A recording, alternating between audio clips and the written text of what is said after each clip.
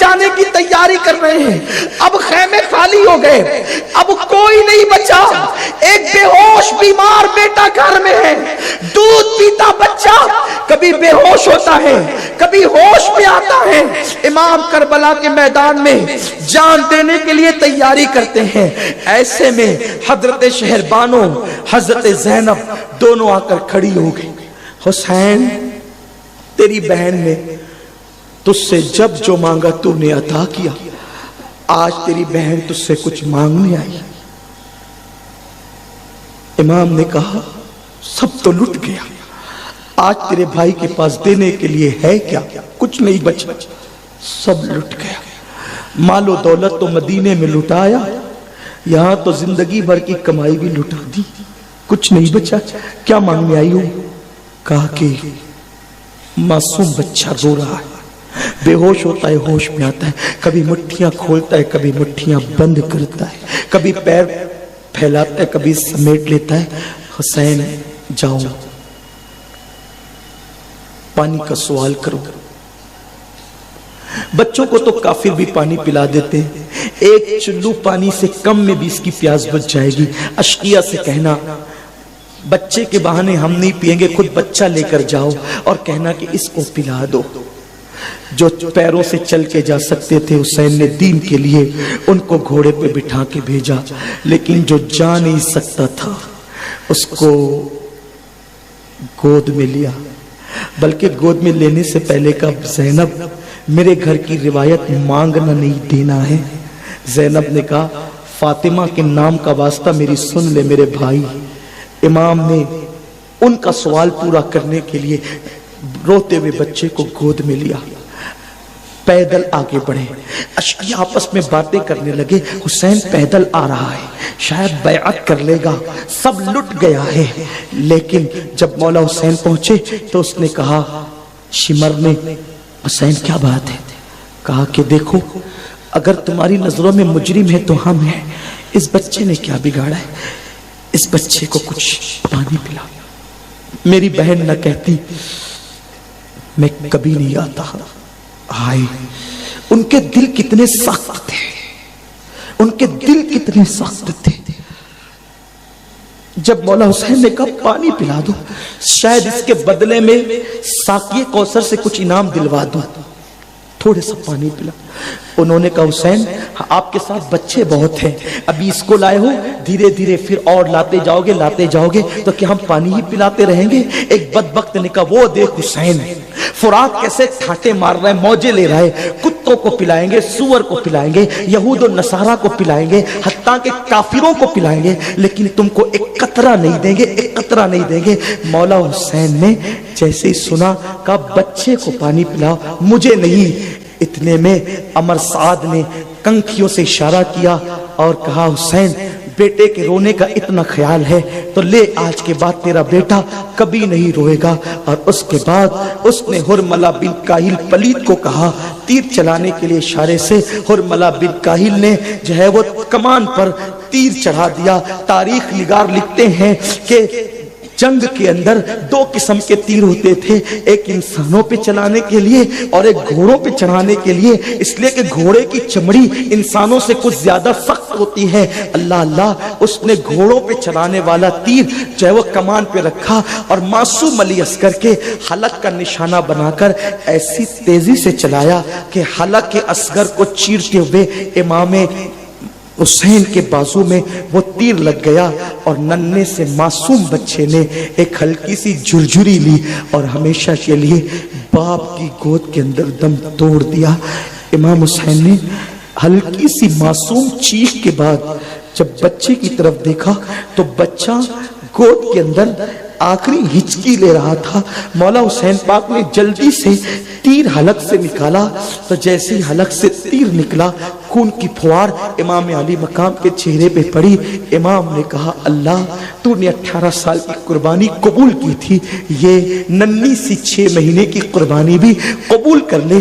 اور جب اصغر کا لاشا لے کر کے امام پاک خیمے کی طرف آئے تو بیویاں باتیں کرنے لگی، دیکھو ہم تو کہہ رہے تھے نا کہ وہ بچے کو بچہ سمجھ کر پانی پلا دیں گے، بچے کو بچہ سمجھ کر پانی پلا دیں گے، بچے کو بچہ سمجھ کر پانی پلا دیں گے۔ پلا دیا نا پانی، بچہ چپ ہو گیا نا، اس کی آنکھوں میں اب آنسو نہیں، رونے کی آواز نہیں۔ زینب نے ہاتھ آگے بڑھا دیے، بھیا ہم تو پہلے ہی کہتے تھے کہ وہ بچے کو ضرور پانی پلا دیں گے، لیکن جیسے امام نے کہا ہاں ہاں میری بہن، انہوں نے میرے بچے نے پانی تو پیا لیکن ان بدبختوں کے ہاتھوں سے نہیں بلکہ اپنے نانا ساقی کوثر کے ہاتھ سے پانی پیا۔ اصغر کا لاشا دیکھ کر خیمے میں کوہرام مچ گیا۔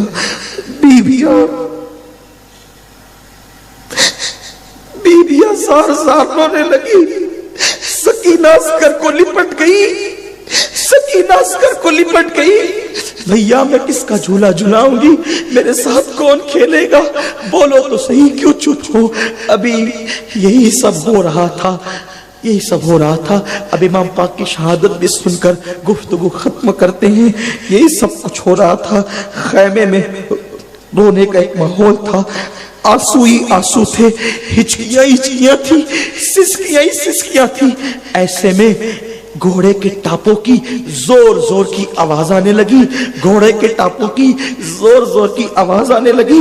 امام نے آنسو پوچھے آستین سے اور خیمے کے باہر نکلے تو کیا دیکھا، ایک گھوڑ سوار تیزی سے خیمے کی طرف آ رہا ہے۔ امام نے اپنے گالوں پہ ہاتھ رکھا، یا اللہ اب کون سی مصیبت آتی ہے، اب کون سی مصیبت آتی ہے، لشکر تو ادھر ہے، ادھر سے کون گھوڑ سوار آتا ہے۔ جیسے ہی گرد و غبار چھٹا، گھوڑ سوار رکا، اس کا گھوڑا پسینے میں شرابور تھا، وہ پورا پسینے میں شرابور تھا۔ امام کا چہرہ دیکھا، قدم چومے، امام آپ یہاں، آپ یہاں، امام آپ یہاں، میں تو آپ کے لیے کوفہ جا رہا تھا۔ امام نے پوچھا تجھے کیسے پتا کہ میں کوفہ گیا؟ کہا کہ جب آپ مکے میں تھے میں آپ سے ملتا تھا، میں کوفہ کا رہنے والا ہوں، میں حج کے لیے گیا تھا، لیکن حج کر کے جب میں مدینہ منورہ گیا تو میں نے دیکھا ایک ننھی سی بچی برقع پہن کر روزانہ رسول اللہ کے مزار پہ آتی اور در رسول پہ کھڑے رہ کر صرف روتی صرف روتی صرف روتی۔ لوگ اس سے پوچھتے بی بی تم کون ہو، تمہارا کام کیا ہے، تم کیوں روتی ہو؟ تو وہ پوچھتی تھی تم کہاں کے ہو؟ تو لوگ اپنے علاقے کا نام بتاتے تو وہ کہتی تم سے مجھے کوئی کام نہیں۔ ایک دن میں نے ہمت کیا کہ یہ برقع پوش چھوٹی سی ننھی سی لڑکی یہ روز روتی ہے، صبح سے شام تک نبی کی چوکھٹ پہ کھڑی رہتی، صرف روتی ہی ہے۔ میں نے سوچا کہ میں بھی تو چلوں پوچھوں یہ کیا کچھ تو اس کا سوال ہوگا، کچھ تو اس کا کام ہوگا۔ میں گیا، میں نے کہا بی بی تم کون ہو، کیوں روتی ہو، تم کیوں روتی ہو، کیا ہوا، کس نے ستایا تمہیں؟ تو اس نے مجھ سے بھی یہی پوچھا تم کہاں کے ہو؟ میں نے کہا میں کوفہ کا ہوں۔ تو کہا تم میرے کام آ سکتے ہو۔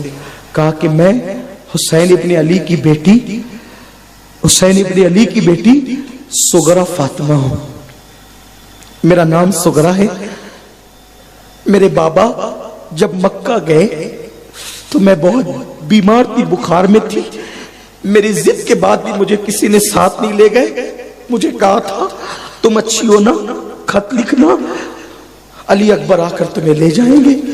میں نے بہت خط لکھے لیکن میرے خط کا کوئی جواب نہیں آیا۔ میں نے بہت خط لکھے، میرے خط کا کوئی جواب نہیں آیا۔ اور میرے چچا محمد بن حنفیہ نے مجھ سے کہا کہ تمہارے بابا جب تک مکے میں تھے برابر خط آ رہے تھے، اب وہ مکے سے نکل کے کوفہ گئے، کم و بیش 6 مہینے ہو گئے، کوئی جواب نہیں ہے، کوئی گفتگو نہیں ہے۔ آپ کوفہ کے رہنے والے، میرے بابا کوفہ گئے لیکن کوئی خبر نہیں ہے۔ ایک کام کریں نا، میرا خط لے جائیں، میرے بابا کو دے دینا۔ دیکھو اگر آپ میرے بابا تک یہ خط پہنچا دو گے نا تو میرے بابا بڑے سخی ہیں، وہ تمہیں بہت مال و دولت دیں گے اور میں تمہیں کچھ نہیں دے سکتی۔ میرا خط لے جاؤ گے نا؟ انہوں نے کہا بی بی میں آپ کے خاندان کا غلام ہوں، میں آج ہی جاؤں گا آپ کے خط کے لیے، آج ہی روانہ ہو جاؤں گا۔ تو کہا رکو پھر میں اپنے گھر سے آتی ہوں۔ کچھ بالٹیاں، گلاس، چکی لائی اور کہا دیکھو میرا خط لے جاؤ، میں انعام کے طور پہ دے رہی ہوں۔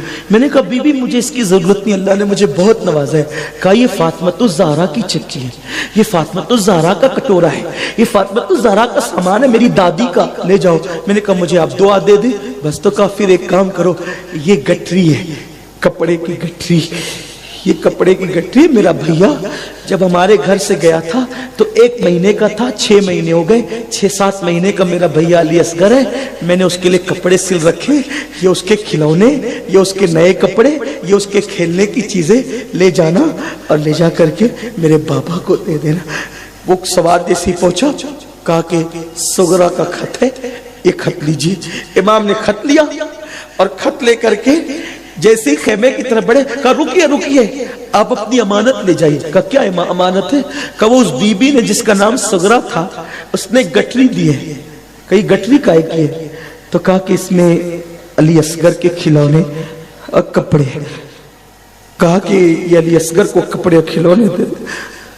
خط نے تو بعد میں اثر دکھایا، جب وہ گٹری کھولی گئی ایک طرف اصغر کا لاشا پڑا تھا اور گٹری میں علی اصغر کے نئے کپڑے اور کھلونے۔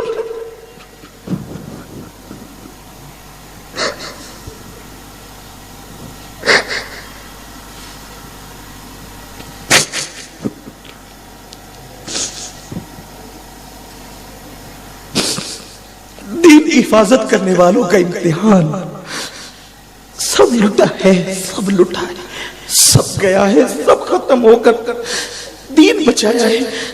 دنے سے بچے کے کپڑے دیکھے، کوہرام مچ گیا۔ خط کھولا، کیا تھا؟ شکایتیں شکایتیں شکایتیں۔ ابا میں آپ سے ناراض ہوں، علی اکبر جب تو آئے گا نا گھر لوٹ کر تو دیکھنا میں تجھ سے کتنی ناراضگی کے بدلے لوں گی۔ قاسم وعدے کر گئے تھے، بھول گئے میرا وعدہ؟ سب سے شکایت۔ خط پڑھتے جاتے تھے، روتے جاتے تھے، شکوے اور شکایتیں تھی۔ وہ خط انشاءاللہ اللہ توفیق دے گا تو میں کبھی آپ کو پڑھ کر کے پورا خط انشاءاللہ سناؤں گا۔ امام پاک نے کوہرام مچا ہوا ہے، امام زین العابدین بستر پہ لیٹے لیٹے رو رہے ہیں، کہتے بابا سب جا چکے، اب میں بھی جانا چاہتا ہوں، سب جا چکے اب میں بھی جانا چاہتا ہوں۔ مولا حسین نے کہا بیٹے نہیں، تم نے نہیں جانا۔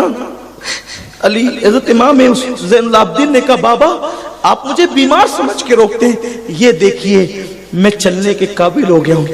حضرت امام زین العابدین نے اپنی پوری طاقت کو اکٹھا کیا اور جیسے ہی کھڑے ہونے لگے جھٹ سے زمین پہ گر گئے۔ امام حسین نے کہا بیٹے تم نے نہیں جانا، حسینی سیدوں کا سلسلہ تم سے جاری رہے گا۔ سینے سے لگایا، سینے کی امانت سینے میں منتقل کی اور اس کے بعد اب میرے امام کی باری تھی۔ پورا خیمہ خالی ہو گیا تھا، پورا خیمہ لٹ چکا تھا۔ امام پاک نے گھر والوں کو صبر کی نصیحت کی۔ زینب، شہر بانو، ام رباب، لیلا، سکینہ سب کو مخاطب کر کے کہا میرے بعد ماتم نہیں کرنا، سروں کو نہیں نوچنا، کپڑے نہیں پھاڑنا۔ اور امام زین العابدین سے کہا زین العباد تم میرے بعد اس قافلے کے سردار رہو گے، تم ہی اس قافلے کی قیادت کرو گے۔ ابھی تم لوگوں کو بہت رونا ہے، بہت امتحان دینا ہے، بہت آزمائشوں سے گزرنا ہے، بہت تکلیفوں سے گزرنا ہے۔ امام پاک کہتے جا رہے ہیں، خیمے میں کوہرام مچا جا رہا ہے اور اس کے بعد امام علی مقام نصیحتیں کرتے ہیں اور آخری جملہ جو میرے امام نے کہا خیمے میں کوہرام مچ گیا، نانا کی بارگاہ میں جانا تو میرا سلام پیش کرنا اور نانا کو ایک ایک بات ان ظالموں کی سنانا کہ ان لوگوں نے کربلا میں میرے ساتھ کیا سلوک کیا، میرے بچوں کو لوٹا، میرے گھر کو لوٹا، میرے معصوم بچے کو ذبح کیا، میرے 18 سال کے بیٹے کو ذبح کیا، میرے قاسم کی لاش پہ گھوڑے دوڑائے، میرے عباس کے بازو کاٹے. یہ پوری داستان ہے کہ کر کے میرے نانا کو سنانا. سیدہ زینب رو رہی ہے. ایسے میں امام پاک اب اپنے ہاتھوں سے نانا جان کا امامہ اپنے سر پہ سجاتے ہیں، جعفر طیار کا پٹکا باندھتے ہیں، ذوالفقار حیدری ہاتھ میں لیتے ہیں، اور اس کے بعد جب جانے کی تیاری کرتے ہیں سیدہ زینب نے کہا رکو رکو، ٹھہرو ٹھہرو حسین. امام نے کہا کسی آزمائش میں اب مجھے مت ڈالو، بات کیا ہے؟ سیدہ زینب نے کہا حسین رکو. ایک گٹری کھولی، گٹری کھولنے کے بعد اس میں تقریباً 17 پیوندوں سے زیادہ ایک دوپٹہ تھا. بس گفتگو ختم کر رہا ہوں، شہادت پڑھ لو پھر زندگی رہی تو انشاءاللہ آئندہ سال شہادت کے بعد کے واقعات آئندہ تفصیل سے سناؤں گا. لیکن امام کی شہادت، امام پاک کی شہادت، سیدہ زینب نے ایک گٹری کھولی.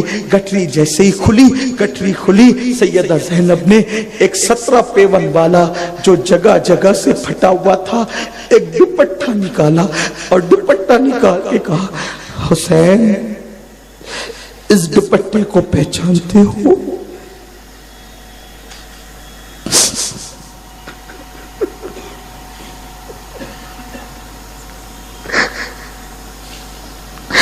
حسین اس دوپٹے کو پہچانتے تھے. بولا حسین نے کہا ہاں بہن. حسین تیسری رمضان تھی، تیسری رمضان تھی، 11 ہجری تھی، جب بی بی زہرا آخری سجدے کے لیے مصلی پہ جانے لگی. میں بہت چھوٹی تھی حسین، لیکن امی نے مجھ سے کہا تھا زینب جب کربلا میں جانا تو میرا یہ دوپٹہ ساتھ لے جانا، اور میرا بیٹا جب شہادت کے لیے آگے بڑھے تو اس کی کمر سے میرا دوپٹہ باندھ دینا، اس لیے کہ جو بیٹا ماں کے آنچل کے سائے میں مہم پہ جاتا ہے وہ کبھی ناکام نہیں ہوتا بلکہ کامیاب ہوتا ہے.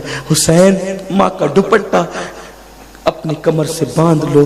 شہادت کا دولہا بن کر میرا امام، خود لٹ کر دین کو لٹنے سے بچانے والا امام، خود کٹ کر شریعت کو کٹنے سے بچانے والا میرا امام، خود جان دے کر دین کی جان جلانے والا میرا امام، خود لٹا کر لوگوں کو بچانے والا میرا امام، اب آخری دیدار کروا کے میدان کربلا کی طرف جا رہا ہے.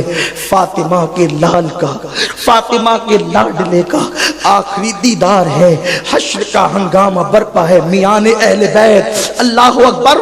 میری مائیں اور بہنیں یہاں ہزاروں کی تعداد میں موجود ہے. شوہر 2 سال کے لیے سعودی جاتا ہے تو اس کا حال کیا، بیوی کا حال کیا ہوتا ہے، بیوی کی طبیعت کیا ہوتی ہے. شوہر 15 دن کے لیے بیوی کو سفر پہ چھوڑ کر جاتا ہے تو عورتوں کی کیفیت کیا ہوتی ہے. اللہ اللہ. حسین تیری بیویوں کی عظمتوں کو سلام، تیری بیویوں کی عظمتوں کو سلام. سہاگ لٹتا جا رہا ہے، سہاگ لٹنے والا ہے لیکن دین کی کا سہاگ بچنے والا ہے. سکینہ یتیم ہونے والی ہے لیکن دین محفوظ ہونے والا ہے. اللہ اللہ. اس چمنستان زہرا کا گلشن تو دن دہاڑے کاٹ لیا گیا ہے، اب اس کا مالی بھی شہید ہونے والا ہے، پورے قافلے کا امیر اور قائد دنیا سے جانے والا ہے. امام عالی مقام بیویوں کو آخری سلام کرتے ہیں اور بیویاں حسرت و یاس کا پیکر بنے ہوئے. اب تو آنسو بھی خشک ہو چکے تھے، اب تو رونے کی بھی ہمت و طاقت نہیں تھی، اب تو رونے کی بھی قوت نہیں تھی. بیویاں حسرت و یاس کا پیکر بنی ہیں. سیدہ کا لال نکلتا ہے، پیروں میں سکینہ لپٹ جاتی ہے. بابا میرے بابا نہ جائیں، اس لیے کہ بھیا قاسم گئے لوٹ کر نہیں آئے، علی اکبر گئے لوٹ کر نہیں آئے، عسکر گئے لوٹ کر نہیں آئے، چچا عباس گئے لوٹ کر نہیں آئے، سب چلے گئے لوٹ کر نہیں آئے. بابا تیری सकीना किसको बाबा कहेगी? तेरे सीने के बगैर सकीना को नींद नहीं आती बाबा। बाबा तेरे सकीना के नाज कौन उठाएगा? सकीना को उठाया, चूमा और चूम कर कहा सकीना तेरे नाज तेरा बाबा उठाने वाला चाहता है, लेकिन सकीना सुन सुन, तू दीन के लिए सब्र करना, इंशाअल्लाह क़यामत तक उम्मत का हर आशिक़े रसूल तेरे नाज उठाएगा, तेरे नाम पर सर झुकाएगा, तेरी अज़मत के डंके बजेंगे। सकीना सब्र से काम लो। सैयदा सकीना सलामुल्लाह अलैहा को बीबी ज़ैनब के पास पकड़ाकर मौला हुसैन मैदान में गए। मैदान में जाने के बाद अब शहादत सुने, अल्लाह मेरी आप सबकी तमाम जायज मुरादें पूरी करे। शहादत सुने, मौला हुसैन करबला के मैदान में गए, घोड़े पर सवार है, पूरी तैयारी है, अशकिया का लश्कर सामने है, अशकिया हैरान है। अब आखिरी में मौला हुसैन आए हैं। हुसैन जंग करने से पहले कहते हैं, है कोई अल्लाह के दीन के लिए मेरी मदद करने वाला? अगर अब भी यजीदी फौज में से कोई अल्लाह के दीन के लिए, शरीयत के लिए मेरी मदद करने के लिए लश्कर से बाहर आएगा,